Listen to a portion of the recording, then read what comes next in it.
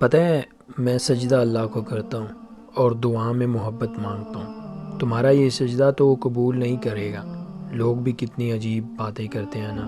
کیا اللہ نے آپ سے پوچھنا ہے کہ بتاؤ فلاں کا سجدہ قبول کروں یا رد کر دوں؟ سجدہ تو اسی کے لیے ہے۔ اور رہی بات دعا کی، تو دعا کا اختیار اس نے مجھے دیا ہے، اور اگر دعا میں محبت کو مانگنا گناہ ہوتا تو وہ دعائیں بے محدود رکھتا اور یہ کبھی نہ کہتا کہ مجھ سے رجوع کرو، میں نصیب بدل دوں گا۔ ان لوگوں کی سوچ اور ججمنٹ سے کہیں وسیع میرے رب کی مصلحتیں ہیں۔ ان لوگوں کے لاجکس تک میرے رب کی محبت کبھی محدود ہو ہی نہیں سکتی۔ میرے رب تو وہ ہے جس نے اظہار محبت کے لیے اپنے بندے کی تعریف میں سارا قرآن لکھ دیا اور فرمایا جس نے میرے محبوب سے محبت کی اس نے مجھ سے محبت کی۔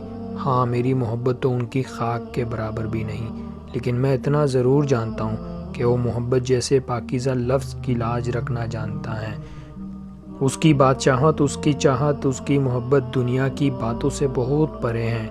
وہ پلکوں پہ ٹھہرے ایک ایک آنسو کی کیفیت جانتا ہے۔